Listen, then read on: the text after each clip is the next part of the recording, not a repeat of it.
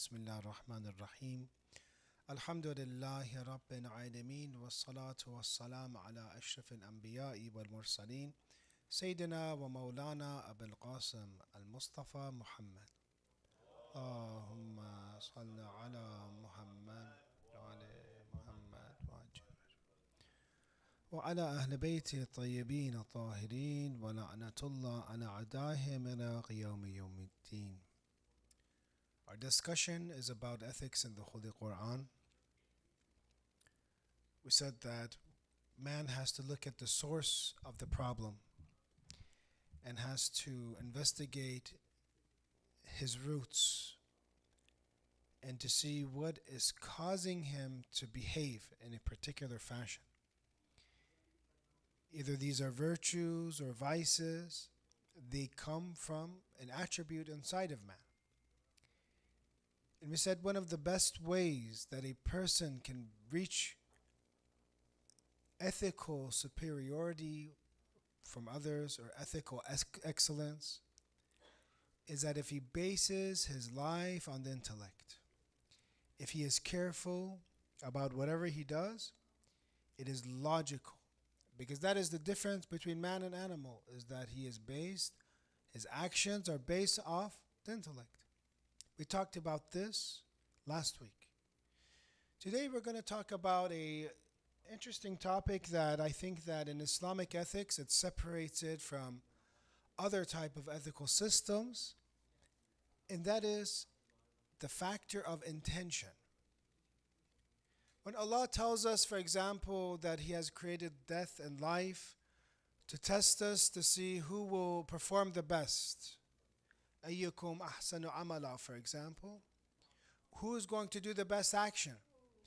Imam Sadiq alayhi salam, when he does tafsir in Al-Kafi of this verse, mentions that it doesn't mean necessarily doing a lot of action. So usually when someone says, I have been created to do good action, I think it means a lot, right? Usually it comes to my mind, I'm going to do as much as I can. Then Imam Sadiq alayhi salam, being the Imam in tradition, tells us that this verse is actually talking about correct action, action that hits. And it doesn't have to be action that's a lot or abundant. It is action, we can say, that is sincere. Sincere action. And when we look at other narrations, it teaches us that doing a few actions that are sincere are better than doing lots of actions that maybe we don't know if it's sincere or not. So the ethical system of Islam is one that not only do we look at and weigh the action itself, we have to see what it is, what they did. One of our best actions are what? For example, salat. Hayya ala khayr al-amal. Salat as hayya ala khayr al-amal. Come and do and perform the best action. Well, this salat itself has so many different degrees. Salat that, for example, Rasulullah has performed. The salat that Ali ibn Abi Talib alayhi salam performs. Then I evaluate that with the salat that I perform. We say they're both the same action. They're not, for example, 2 units of prayer, 4 units of dhuhr, 4 units of asr. It's the same action. But embedded in that is intention. And that intention multiplies action. It makes it in the eyes of God worth so much more when it's sincere. I want to give you and ask you a question. Do you ever perform a salat that you think was very hard for you to perform? Did you ever perform prayer that maybe it was at a house or at a place where you didn't want to perform it? It was hard for you. Or maybe it was in an airplane. Maybe it was at the university, at school. Maybe it was at work. Maybe it came with sacrifice. I had to sacrifice a meeting. I had a customer, something. But I did it with, maybe I was afraid. I'm sure many of you living in the West had such a salat. Do you think this prayer that you did is any way different than other prayers? Because we see that when sincerity comes, the hardship of that action brings about a sincere action. A lot of times when you look at sincerity, it's hardship that brings it out because I have so many other motivations in my mind. Sometimes I don't even pay attention. God forbid, sometimes it's to show off. Maybe it's, in front of a group of people I'm like this, and for others I'm in a different way. But the beautiful thing about this religion is that we believe in Allah that knows our intentions. And He values intention. And Islam very heavily values, so much that in the tradition Allah says that I am khayru sharik. I am the best partner ever. Usually with partners you split 50-50, right? That's a good partner. Allah will give you 100 or give you 99%. If 1% of it is for someone else, He says, I'm the best partner. I don't accept it. Give it all to that one person. I don't want anything. I don't have anything involved. You can give it. I'm the best khayru sharik. I'm the best partner for you. Because it has to be 100%. One of our scholars gave the example and said, look, maybe here people are into brand names. Italian brand names, French brand names. Or maybe brand names you have some brand names in Mashhad too, some leather, good for example, products there. You're into brand names. And imagine you buy for Mother's Day's coming close for your wife. You go and buy her, for example, a nice purse, handbag. Expensive one. And you find out that this is, for example, 80% authentic, 80% this expensive European brand, and 20% of it is fake. What would you think about that handbag? Would you still want it? Maybe the wife would hit it on your head with it and say, I wanted the real deal. I wanted the real brand. What is this fake thing that you're buying for me? So, the same way, actions have to be genuine. Actions have to be sincere. And this is the problem that we face, though. It makes it nice to talk about, and we like to talk about it. But someone like me should not be talking about it, because it makes actions very hard. Then we don't know, are they accepted or not? Because ikhlas also means that it has to be 100% for God, or else it's not accepted. Or else there's still shirk and polytheism in that action. So it means that we don't know, is it accepted or not? But in ways we know our own intentions. We know our own motives. So this is the difference between Islamic akhlaq and ethics and Western ethics. For example, some philosophers don't incorporate intention. They give it as if good action or bad action. Or maybe good intention or bad intention. We have multitude of levels. High levels of, for example, sincerity. Medium levels, lower levels. The problem is that many of us don't even know the high levels of sincerity, because for you to know that high level, you have to have knowledge. You have to even investigate yourself. You can't even, if we try to even perform with such sincerity, we couldn't, because we don't even know what's out there, what I'm supposed to do. One of our scholars by the name of Ayatollah Muhammad Taqi al-Khansari, Marja Mujtahid, great scholar. There's a time when he would perform salat and our greats would pray behind him. Other Maraja, other Mujtahideen would pray behind him. Great jurist in Qom. He actually is one of those who was a mujahid as well. And he fought against the oppressors of Iraq when countries came to dominate and colonize Iraq. He also picked up arms as a mujtahid and fought. And he was captured, actually. He was captured, and they wanted him to translate because he knows so many different languages. He would not translate. He said, I don't know what this book is. I'm not going to translate. Mujahid, mujtahid, marja taqleed. Because of his position in Rome, there's a drought. So they came to him and said, let's do the salat of rain. And it's one of the salat that we can do in jama'ah. If you ask what is a mustahab prayer that you can do in congregation, one is this salat, that you wish for rain. So he goes in the town, and the pious go out, and they go to pray and perform the salat, and for rain to come. When he does the salat, flood comes, not rain. As our teacher, Sheikh Ahmad Moshe, said, now when people do salat, if I said salat ayah, it's wrong, salat rain, istisqa. If people do this, now it'll rain a little bit, it'll drizzle, and then it'll end. He said, if people do it now, it rains a little bit and then ends. He did the salat, and a flood came. He says, we remember that the river of Qom became so full that we saw like a deer or something floating down the river. Where people today, they park their cars. Today, they park their cars. There's not enough rain. He did this salat, and it flooded the river of Qom.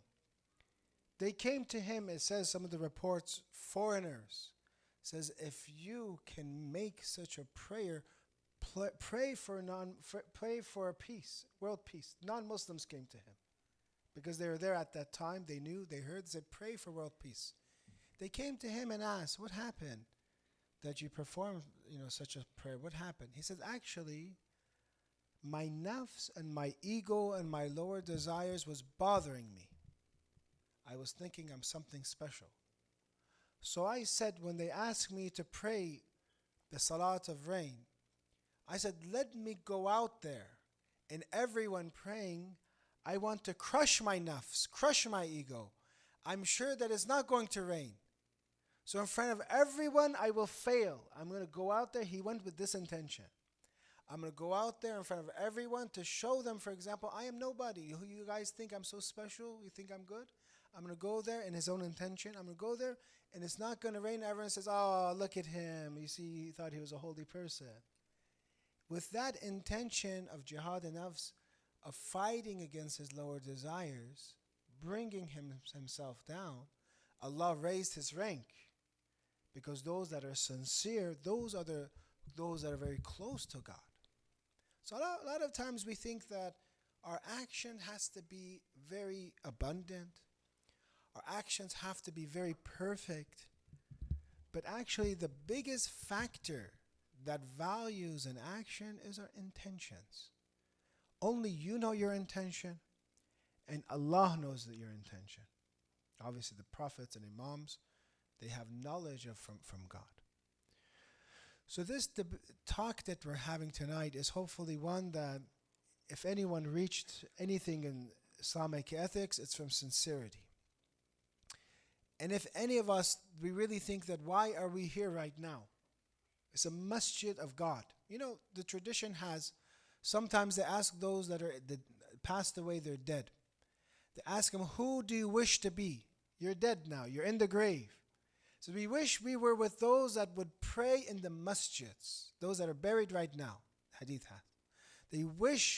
They ask him, where do you wish to be? He said, in the masjid doing salah. And you're here, holidays, New Year's is coming around the corner. And I want to ask yourselves, what happened that I'm here? Not because of my speech. This is a real masjid, by the way. This has ahkam of a masjid. What happened that I'm here in the masjid and I like to be here? While so many other people, they don't like to be in the masjid.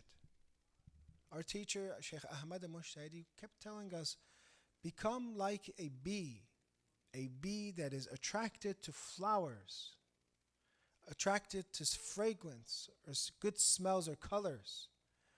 Do not become like a fly. He says some people have the attribute of a fly. Whenever there's some najasat, you say, vzz, they go there immediately, and they're inclined to the najasat. Today, you see, right now, what's happening around the world, New Year's. There's, mashallah, najasat everywhere right now, this time period. And they're going like bees, vzz, over there. That attracts them. Why? Because they have become like a fly. But you yourself, you're like peace. You're attracted to flowers. You're attracted to verses of Quran. You're attracted to hadith of Ahlul Bayt. Attracted to worship. What happened that you're here in America, in the West, in this time? I bet you a lot of it has to do with some sincere actions that you did. And God accepted these sincere actions. And you never knew that it would take you so far. That's what the Urafah say. Say when we reach the high positions, we just took one step, sincere step for God. He took us the rest. The rest was with God. We just took one step for Him. That's it. One sacrifice. One hard action. And then the rest of my life, I'm guaranteed Allah is protecting me from haram, protecting me from sin, giving me, for example, a pious family to marry into, giving me good kids, good neighbors. Everything from them becomes halal, a good occupation with rizq. Why? Because I was sincere. And if you look at those that truly sacrifice themselves and their resources for God, they have the highest position in Islam. Those that give their lives, for example, for Islam. Those that give their wealth. If you read verses of Quran. Those that give whatever they have. And actually Quran mentions that you will not reach bir. You will not reach good until you spend of what you love. You will not reach bir. You will not reach good. When you spend from that thing, sometimes I have something, I don't really love it. There's not much ikhlas in it. For example, it's food, it's spoiling. I give it to the neighbor, I give it to the workers, because I'm going to dump it anyways. But another time, I'm like Ali ibn Musa Rida alayhi salam, that they invited him to the table spread of the Khalifa, the king, right, of Ma'mun and Marv, because he was supposed to be his successor. Imagine a table spread from the Khalifa, what they're going to give.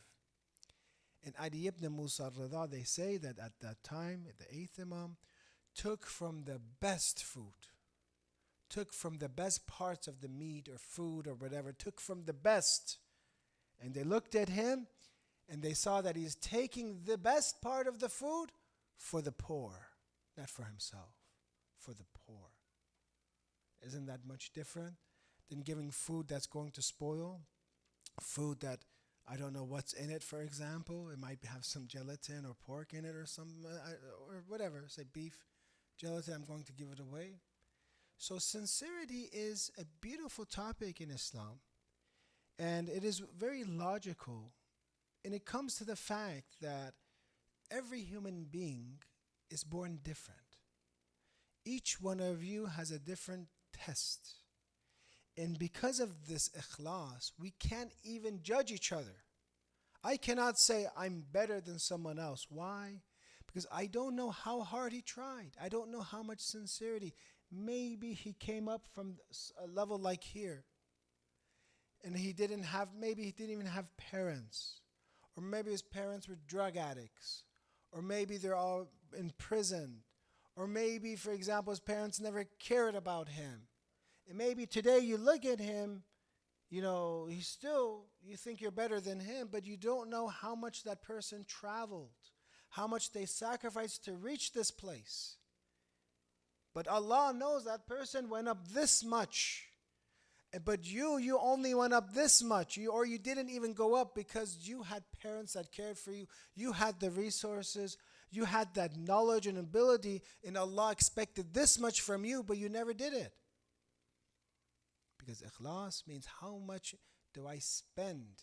How much do I strive? How much effort do I give? It's not, we look at the results today in this world, but Allah knows where that person came from. So therefore, we can never ever judge others and say, oh, you're a bad person, I'm better than you. So you don't know where he came from. You don't know what tests they had. You don't know what trials they had. So let's look at some of the verses of Holy Quran about sincerity.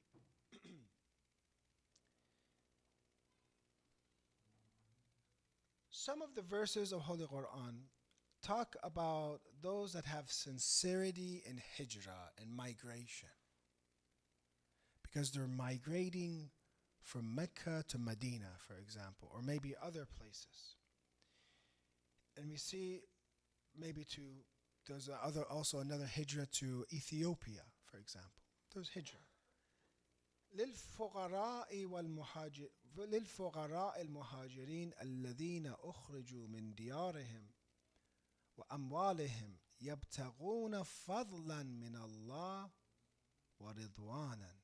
For the poor immigrants who were expelled from their homes and their properties, seeking, but not normal people. Okay, they were devastated. They left their homes. They were exited from their homes. The properties were taken, for example, from them. But they had this condition. يَبْتَغُونَ فَضْلًا مِنَ اللَّهِ وَرِضْوَانًا. Seeking bounty from Allah and His approval. So Quran talks about condition of ikhlas for hijrah. Moving and being expelled from your house, but their intention is for Allah. Remember, the intention has to be for God.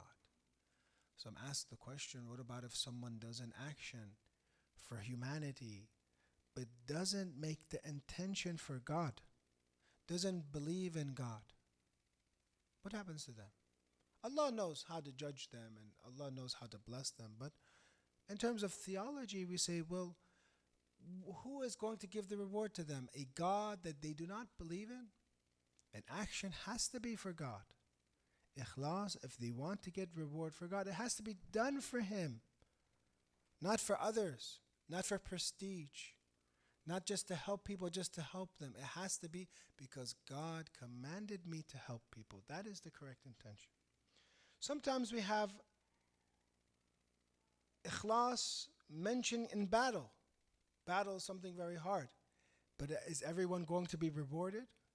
Maybe a person has the wrong intention in battle. Maybe somebody wants to get spoils of war. Maybe somebody wants to show off. Right? So Quran also mentions in battle also ikhlas is needed. It says, إِن كُنْتُمْ خَرَجْتُمْ جِهَادًا فِي سَبِيلِي وَابْتِغَاءَ مَرْضَاتِي. Mentioning that if you have come out for jihad in my cause, and seeking means to my approval. So hijrah, Quran mentioned, and needs to have this condition of sincerity for Allah. Or when it comes to battle, for example, battle needs to be done for God. Can't not be done for anything else, even 1% of it. Or charity, very popular verses that I'm sure we've heard. Those that give charity, but then لا تبطلوا صدقاتكم بالمن. But they invalidate the charities with reminders to people. Remember me, I gave you money. You remember me, I loaned you. Remember me. They keep reminding them. That charity is batil. But that person later on it says, وَمَثَلُ الَّذِينَ يُنْفِقُونَ أَمْوَالَهُمْ ابْتِغَاءَ مَرْضَاتِ اللَّهِ. But that person that spends in the right way for Allah, seeking the means of approval, then they are the ones that are accepted their charity. So three examples we look and investigated in the Holy Quran that talk about sincerity and action. One is hijrah. Two is battle. Three is charity. I'm going to end with this verse. The fourth is about protecting Rasulullah, protection of the Prophet. Quran mentions وَمِنَ النَّاسِ مَنْ يَشْرِي نَفْسَهُ ابْتِغَاءَ مَرْضَاتِ اللَّهِ وَاللَّهُ رَؤُوفٌ بِالْعِبَادِ. And of the people is he who sells himself. Quran mentions that a person can become so high in ikhlas, so pure, in sacrificing everything they have by they sell themselves. Imagine, they sell themselves. Who's the buyer? Allah is. They sell themselves. They sell whatever they have for God. And it says seeking means to the approval of Allah. يَشْرِي نَفْسَهُ ابْتِغَاءِ مَرْضَاتِ اللَّهِ. And this is the story for who? Who can tell me 2:207 is about who? What verse is this about? يَشْرِي نَفْسَهُ ابْتِغَاءِ مَرْضَاتِ اللَّهِ. Laylatul Mabit. Yes, this verse is about the ikhlas of Amir al-Mu'mineen alayhi salam. Let's give a salawat for him. Allahumma salli ala Muhammad, ala Muhammad wa ajal farajahum.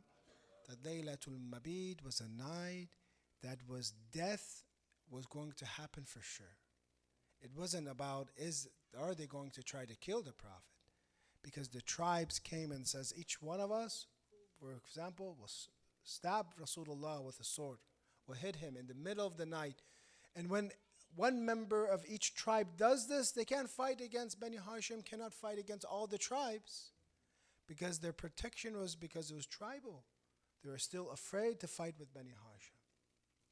So Imam Ali alayhi salam decided to be in the place of Rasulullah, to take death, to sleep in his place, and so that when they would come, and they usually it's at night time, it's not a place that you identify, you figure that's the place someone sleeps, you just hit, you strike.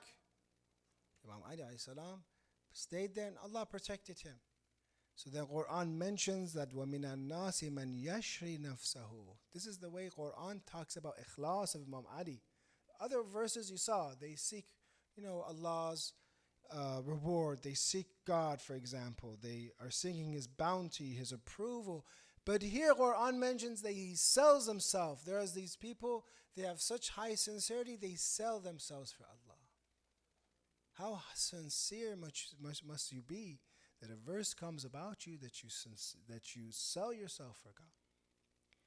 So those are 4 verses that I gave. What is the definition of ikhlas? According to Al-Kafi, we have the narration, Al-Amal al-Khalis, Alladhi la turidu an yahmadaka alayhi ahadun illa Allah azza wa jal. A sincere action is one that you do not want anyone to praise you except for God. That is sincere. You don't want any praise. Isn't it amazing? Sometimes we come to communities and volunteer work, and unfortunately we hear this, I am not being recognized. Nobody knows how much I'm working here. I work here from this. Well, this is the opposite of the definition of ikhlas, because ikhlas says you don't want to be praised. Then why are you seeking your reward from the people? Do you want Allah to say, Ana khayrun sharik to you, and say that I am the best of partners, I'll give it all to the people, I won't allow anything for myself? So we have to be very careful when it comes to how we view our actions, how we view our volunteer work. And that actually is a very good blessing that you're not being recognized, because then you know that there's ikhlas in it. But if everyone's going to say, mashallah to you, mashallah, that one, mashallah, then you might lose yourself. And then next time you do that action, it might not be for God. So be very careful that action of sincerity is that action that you wish you're not praised. That's one important distinguishing fact. How do I know I have ikhlas? I don't want to be praised. I gave this joke before, and I'll say it again, inshallah, that there's this lady, she was doing salat and performing salat over and over at an old age. And sometimes some old ladies, this might happen, riyah comes into their minds. They might want to show off. And she kept praying and praying and praying, and people were watching her, because usually we do 2 units, 4 units, 6 units. We're tired, our back starts hurting, our feet start hurting. We have things to do. But she kept praying. And then they start talking and praising her. Look at her. Look at that lady. She's praying so much. She doesn't stop. And she heard in the middle of salat, she says, did you know I'm fasting as well? Did you know I'm fasting as well? So that's an example of when you start doing good and good and good, people like to praise you. People like to talk good about you. And that's when the danger comes in. That is when a person should become, like if they can, Ayatollah Ansari, that he goes to that prayer of rain with the intention of bringing himself down.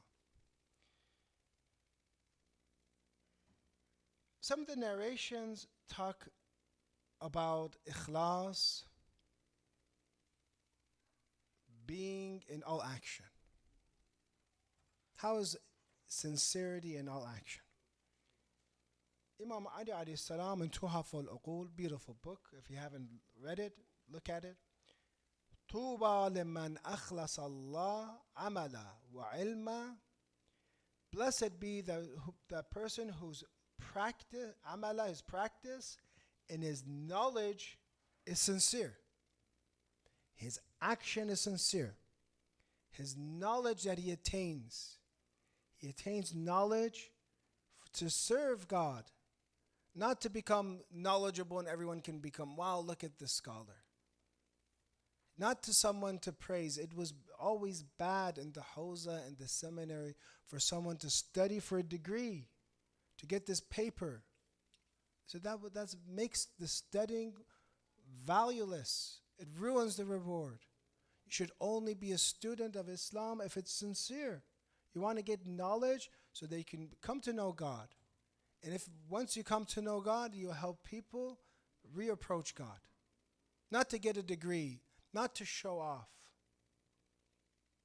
They say that one of the examples of Ayatollah Bahjat, that when he moved from Najaf to Qom in front of his teacher, Ayatollah al-Udhma Burujerdi, some say this story, that he gave such a strong objection and ishqal to Ayatollah al-Udhma Burujerdi that Ayatollah Burujerdi, who just came in, for example, who is this guy? Who came in?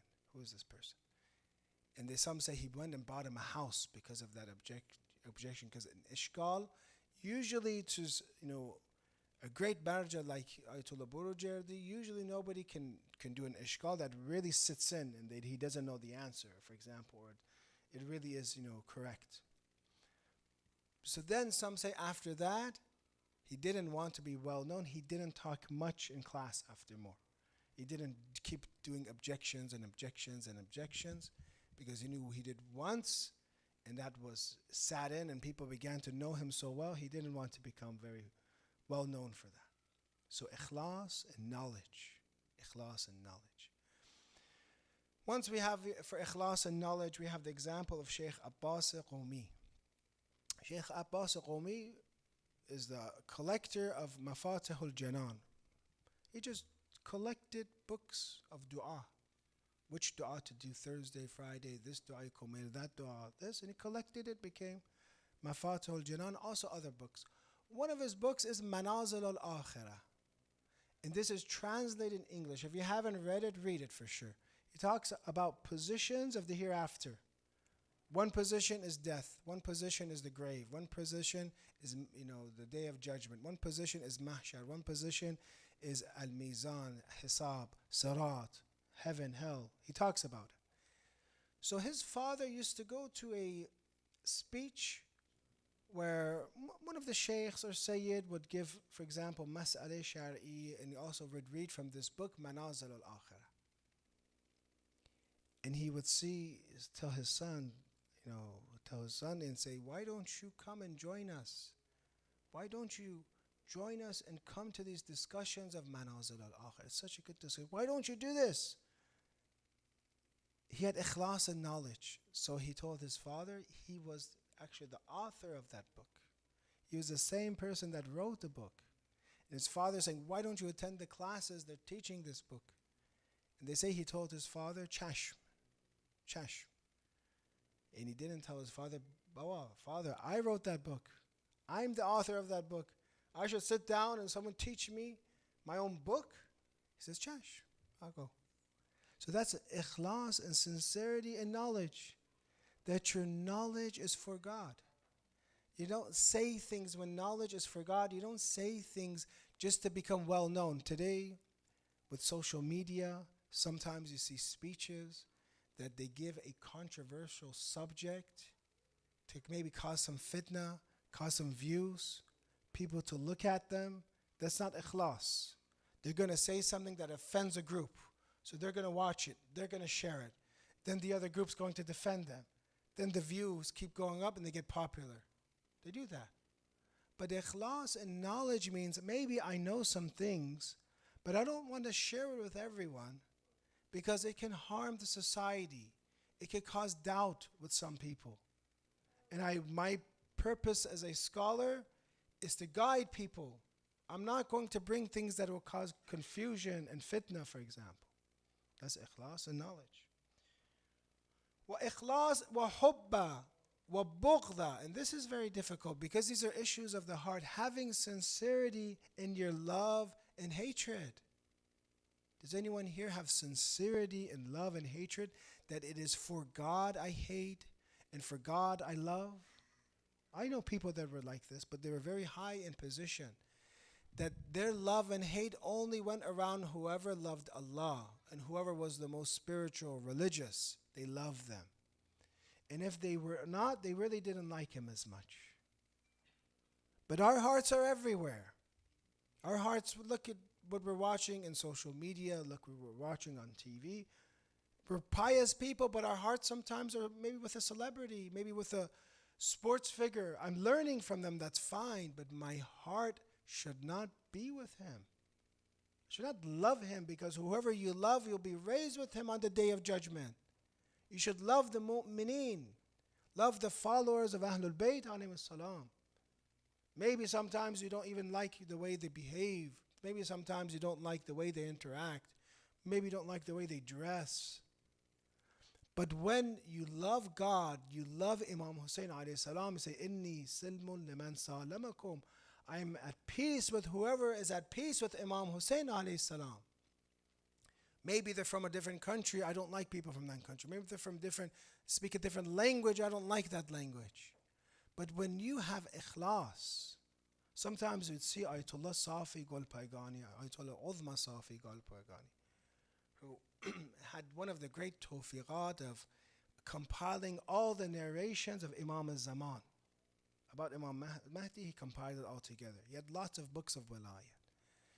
He had the tawfiq of being buried in Karbala. When he passed away in Qom at about an age of 100, a few years ago, they took his body and buried it in Karbala.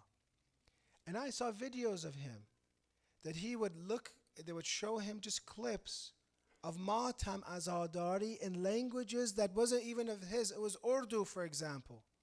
He's Iranians, Urdu. He would sit and cry and start hitting his chest. Because he had so much sincerity, his love and hate